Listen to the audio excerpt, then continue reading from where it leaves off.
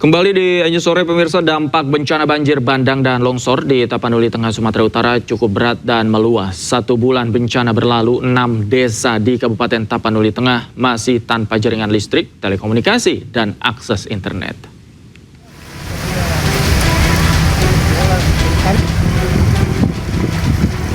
Enam desa di Kabupaten Tapanuli Tengah Sumatera Utara masih terisolir akibat bencana banjir bandang dan longsor.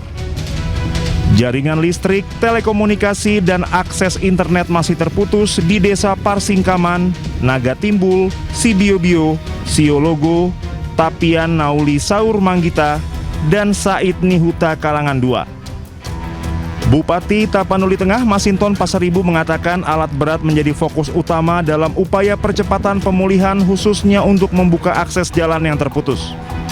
Kita akan tentukan nanti mana yang desa yang harus bisa kita relokasi di antara itu, karena memang medannya juga kurang. Dalam kondisi normal aja akses ke desa tersebut juga sangat sulit. Sementara jumlah korban meninggal dunia akibat bencana banjir dan longsor di Tapanuli Tengah mencapai 133 orang. Dari Tapanuli Tengah, Sumatera Utara, Sukriyadi Ainus melaporkan. Pemirsa, Kepala Staf TNI Angkatan Darat Jenderal Maruli Simanjuntak menyampaikan kegeramannya atas upaya sabotase yang dilakukan segelintir pihak terhadap jembatan darurat di wilayah terdampak bencana Sumatera.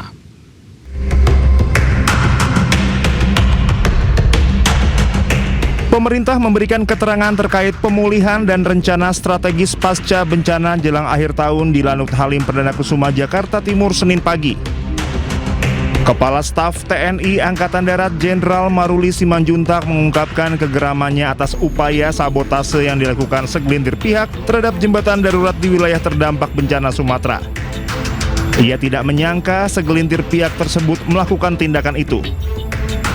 Maruli mengaku tidak habis pikir di tengah kondisi keprihatinan saat ini masih ada kelompok-kelompok yang mau mengorbankan pemerintah. Baru ketahuan kemarin pagi, jadi dilakukan pada malam hari. Ya, memang sebetulnya sudah banyak yang mengingatkan, termasuk Pak Seskap, supaya jangan ada sampai sabotase. Saya sudah sampaikan juga di bawah, ya di bawah juga pikir, ya masa sejahat itu orang gitu loh. Akhirnya cuma jaga-jaganya tuh cuma disiplin bobot jembatan, duduk-duduk di pinggir gitu. Jadi ternyata ya ini bukan hanya dilonggarkan, dilepas. Jadi memang niatnya sudah luar biasa ini. Jadi nanti kita akan telusuri sampai sejauh mana, namun saya pikir kita lebih baik fokus saja bagaimana pekerjaan kita ini bisa melayani masyarakat dan bisa dijaga untuk bisa betul-betul aman buat masyarakat itu. Maruli juga mengajak seluruh pihak untuk kompak dalam upaya pemulihan bencana di Sumatera. Tim Liputan Anyus melaporkan. Pemirsa, Menko Bidang Pembangunan Manusia dan Kebudayaan Pratikno menyatakan bahwa bantuan untuk listrik dan air bersih terus disalurkan ke sejumlah daerah terdampak bencana di Sumatera. Saat ini lebih dari separuh kabupaten kota yang terdampak telah beralih dari fase tanggap darurat ke fase transisi, rehabilitasi, dan rekonstruksi.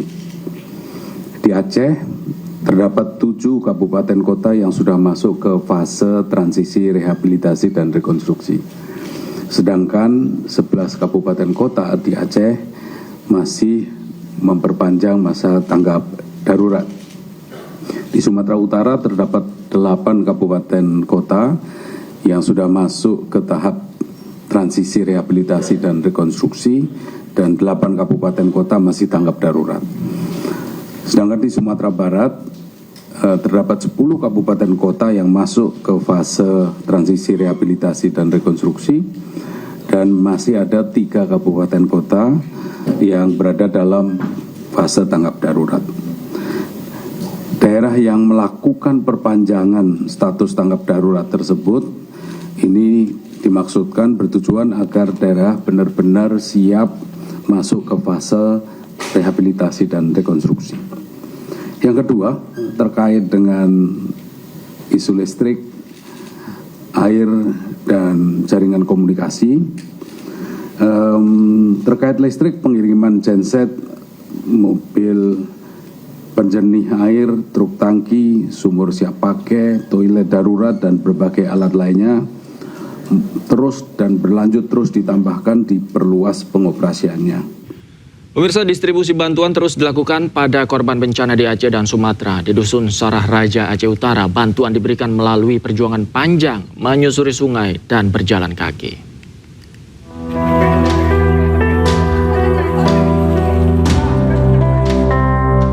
Sebulan pasca bencana banjir dan longsor, sejumlah lokasi di Aceh masih terisolir. Anggota TNI dan relawan bekerja keras memasok bantuan kemanusiaan untuk korban banjir di pedalaman Dusun Sarah Raja, Aceh Utara. Tim relawan gunakan jasa sewa 3 unit perahu tradisional untuk mengangkut sejumlah bantuan. Hujan yang turun membuat para korban khawatir dan trauma jika terjadi banjir susulan. Hari ini kami begitu banyak bawa logistik, kami menyewa bot.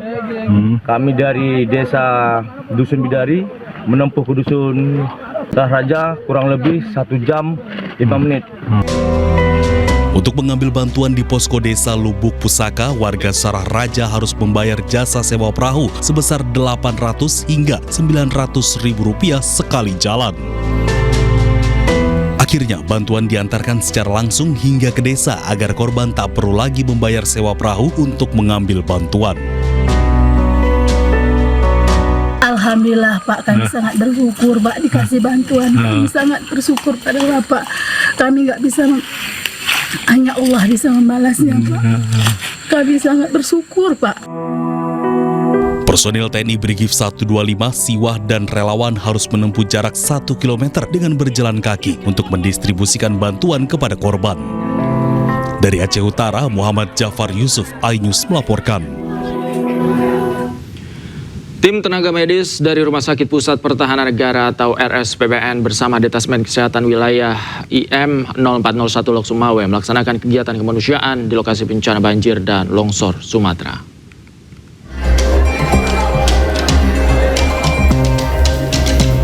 Tim membuka layanan pemeriksaan kesehatan gratis bagi korban bencana banjir dan longsor di beberapa titik pengungsian di Provinsi Aceh. Layanan kesehatan ini dilakukan secara mobile dengan menjangkau wilayah pelosok di Desa Aceh Utara. Salah satu lokasi pelayanan berada di Desa Menasah, Blangreling, Kecamatan Sawang, Kabupaten Aceh Utara. Kegiatan ini bertujuan untuk meringankan beban masyarakat terdampak bencana serta memudahkan akses layanan kesehatan. Keluhan kesehatan yang banyak dialami masyarakat pasca banjir yakni alergi kulit, gatal-gatal, batuk, pilek, demam, hingga diare. Kita melaksanakan Diankes dan trauma healing bersama Denkesa dan ikut juga gabung dari RSPPN, kemudian ada juga ikut rekan kita dari My ID, itu juga satu tim, kemudian gabung sama kita. Kita poskonya beradanya di Lok Sumawe, di Denkesa IM 0401 Lok Sumawe. Kegiatan kita mobile tiap hari mungkin beda-beda tempat, termasuk Sawang sudah kita laksanakan semua. Kemudian juga Muara Batu sudah kita laksanakan. Ya, alhamdulillah kami karena ada datangnya pemeriksaan, jadi kami ada obat semuanya. Layanan kesehatan akan tetap dibuka hingga seluruh pasien di lokasi mendapatkan penanganan secara merata. Tim Liputan iNews melaporkan. Pemirsa, 194 hunian sementara sedang dibangun oleh personil Polda Sumatera Barat. Selain Huntara, 17 sumur bor juga dibangun untuk keperluan korban bencana di Sumatera Barat. Dan untuk mengetahui informasi selengkapnya, kami telah terhubung dengan jurnalis iNews Eka Gus Priyadi di Padang Pariaman, Sumatera Barat. Selamat sore, Eka. Seperti apa proses pembangunan hunian sementara di sana? Sore, Dalvi. Dapat kami jelaskan, saya sekarang berada di lokasi pembangunan hunian sementara atau Huntara di daerah Asam Pulau, Kecamatan Kayu Tanam, Kabupaten Padang Pariaman, Sumatera Barat. Di sini akan dibangun 34 unit hunian sementara. Selain di Padang Pariaman, hunian sementara juga dibangun di Kota Padang sebanyak 100 unit. Di Kabupaten Pesisir Selatan 60 unit. Jadi totalnya 194 unit yang sedang dibangun oleh jajaran Polda Sumatera Barat. Terkait pembangunan ini dapat kami jelaskan, Kapolda akan memberikan penjelasan mengenai pembangunan ini. Kapolda Sumatera Barat langsung memberikan penjelasannya ke pemirsa. Kemarin kita membangun 3 hunian sementara dan tetap. Itu yang pertama di Anduriang, yaitu kemarin kita membangun untuk 34 unit. Kemudian dari BPBD, dari 34 unit itu kepolisian membangun sumur bor sebanyak 17 itu nanti kan, sehingga warga masyarakat pada saat nanti sudah tinggal di situ tidak ada lagi kesulitan air bersih. Kemudian kita juga di Kapal Koto itu membangun ada 100 unit itu di PAUD di Kota Padang. Ini dalam proses, mudah-mudahan dalam waktu dekat juga akan selesai. Dan yang terakhir adalah di Limau Hantu di Pesel. Itu kita membangun 60 hunian sementara, hunian tetap.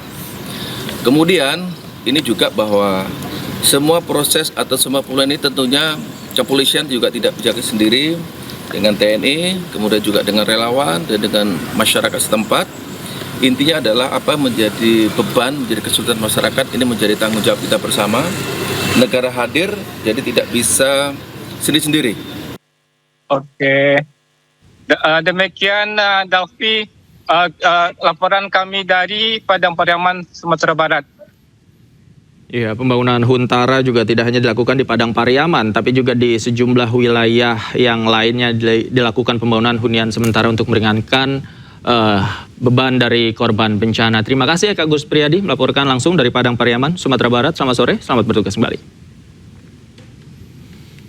Pemirsa, melalui program Generasi Cerdas Anak Bangsa MNC Peduli bersama Binus School Bekasi mengembangkan program sekolah hijau di SD Negeri Cibilik, Kabupaten Sukabumi, Jawa Barat. Hal tersebut dilakukan untuk menciptakan sekolah ramah lingkungan serta mendukung proses belajar mengajar yang berkelanjutan.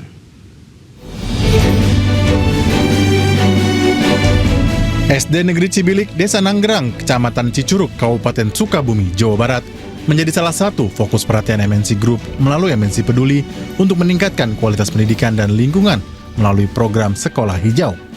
Dalam kesempatan ini, MNC Peduli bersama Binus School Bekasi melakukan kegiatan edukatif pada penguatan fasilitas sekolah dan peningkatan kesadaran menjaga lingkungan. Program ini mencakup penghijauan berupa penataan kembali tanaman hijau di area kebun sekolah, pembuatan mural edukatif, pembersihan toilet, hingga pemberian perangkat komputer. Saya ucapkan terima kasih kepada MNC Peduli dan Binus School yang sudah memberikan bantuan kepada sekolah kami, yaitu berupa ada komputer, kemudian ada alat tulis yang dibutuhkan oleh sekolah, dan juga ada mural, dan kedepannya mudah-mudahan bisa memberikan minat kepada siswa dalam hal meningkatkan pembelajaran literasi dan literasi siswa. Jadi tim dari Building Management Binus School Bekasi bersama dengan National Curriculum dan General Operations kita berkoordinasi dan berkolaborasi untuk bikin SDN Cibilik mungkin sedikit lebih baik. Program Sekolah Hijau ini menjadi wujud komitmen MNC Peduli dalam membentuk generasi muda yang cerdas dan peduli terhadap lingkungan, serta dapat meningkatkan semangat belajar sekaligus memperkuat nilai-nilai kepedulian lingkungan yang berkelanjutan. Dari Sukabumi, Jawa Barat, Budi Setiawan, iNews melaporkan. Pemirsa, jangan kemana-mana, iNews sore segera kembali usai jeda berikut. Tetaplah bersama kami.